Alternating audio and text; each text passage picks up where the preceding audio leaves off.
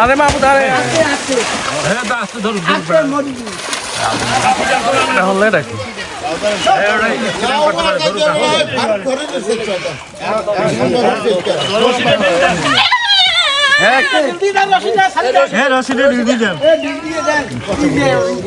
তো হরিণটি আসলে লোকালয়ে ঢুকে পড়ে এবং তাকে ধরা হচ্ছে। ইতিমধ্যে যারা বন বিভাগের যারা কর্মকর্তারা রয়েছে তারাও ছুটে এসেছে এবং সকাল থেকে এই যে হরিণটির দেখা মিলেছে এই গ্রামে, গাব্বারিয়া গ্রামে। এরপর কিন্তু স্থানীয় উৎসুক জনতা ভিড় করে এবং এর পরবর্তীতে বন বিভাগকে জানালে তারা এখানে এসেছেন এবং তারাই উদ্ধার করছেন এবং তারা উদ্ধার করে তাদের অফিসে নিয়ে যাবেন। এরপর হয়তো বনের ভিতরে আবার অবমুক্ত করা হবে। এটি পাথরঘাটা উপজেলা চরদন ইউনিয়নের গাব্বারিয়া গ্রামে। হ্যাঁ, এবং এখানে গ্রামবাসী রয়েছে এবং সকালবেলা এই ঘটনাটি ঘটেছে, অর্থাৎ 6টার সময় কিন্তু এই পর্বে আর হরিণ কিন্তু স্টক করে, সমস্যা আছে। দেখি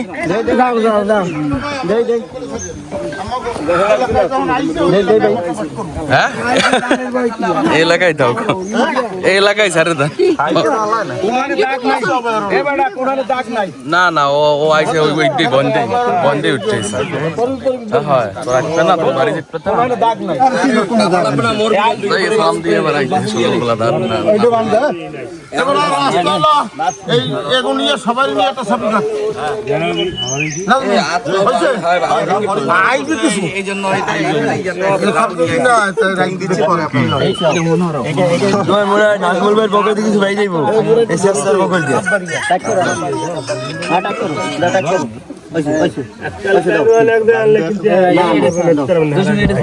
ঘুম সকালে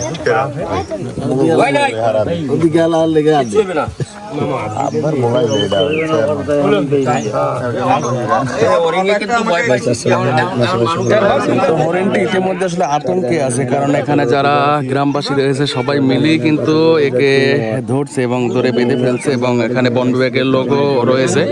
তারা অফিসে নিয়ে যাবে যতটুকু জানতে পেরেছি এবং পরবর্তীতে তারা তাদের যে আসলে আইনগত ব্যবস্থা নিয়ে এরপর বা তাদের এখানে যে স্থানীয় বন রয়েছে সেই বনে অবমুক্ত করা হবে।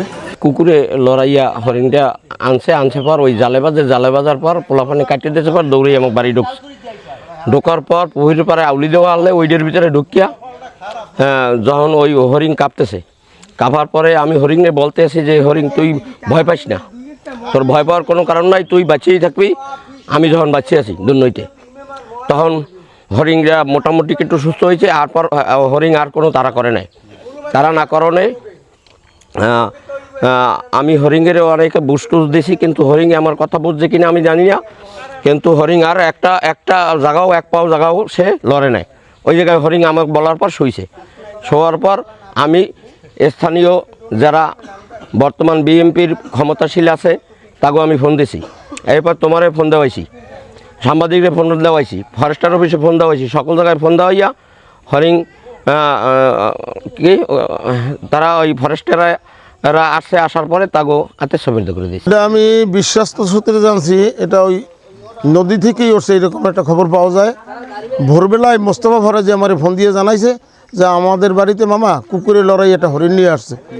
আমি খবর পাওয়া মাত্র ওসি জ্ঞানপাড়া তাকে জানাই, এরপর স্থানীয় গণ্যমান্য ব্যক্তিবর্গকে জানাইয়া ঘটনাস্থলে আসি। হরিণটি এলাকার জনসাধারণ ও ফরেস্টের মাধ্যমে উদ্ধার করিয়া ফরেস্টের হাতে সোপর্দ করলাম। এটি সুন্দরবনে ছাড়ার জন্য বিশেষভাবে অনুরোধ করছি।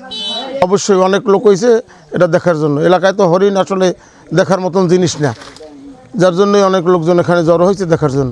কোলার মধ্যে আইসে জায়গায় দেয় হাইপার দেয় কুত্তায় লড়াই, এই লড়াই এনে এই তালগাছে করে জায়গায় আনছে, এই জায়গায় দিয়ে আবার দৌড় দিয়ে আবার এই গাড়ির তলাইছে। এই জায়গায় আইসি সরের দিক দিয়ে, হ্যাঁ সরের দিক দিয়ে আইসি পরে কুত্তায় লড়ান দিয়েছে, লড়ান ওই কোলায় ওই সামনে ওই নাই এই তাল গাছে করে খাইলে এই জায়গায় দৌড় দিয়ে পারে এই জায়গায় ঢুকছে।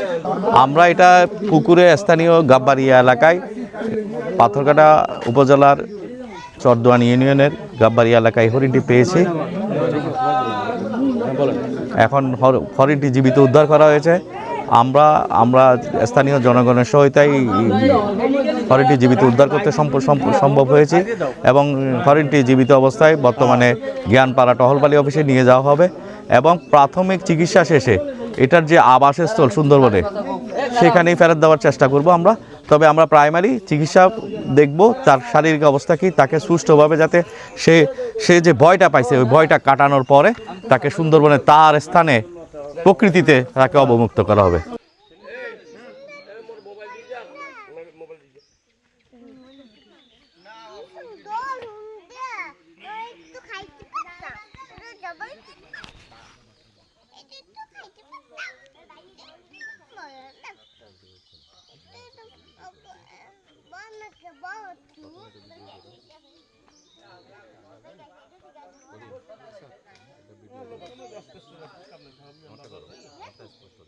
চৌদ্দগ্রাম ইউনিয়নের ৯ নম্বর ওয়ার্ড গাব্বারিয়া সুন্দরবন থেকে স্থানীয় লোকালয়ে চলে আসে।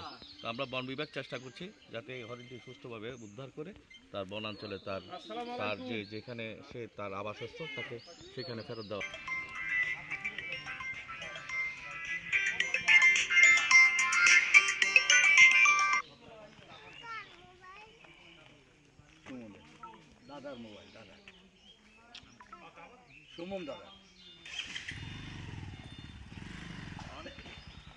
দেশে মনে হয় তোর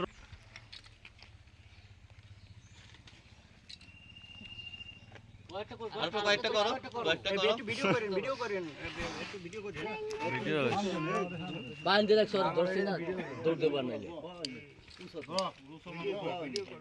এই যে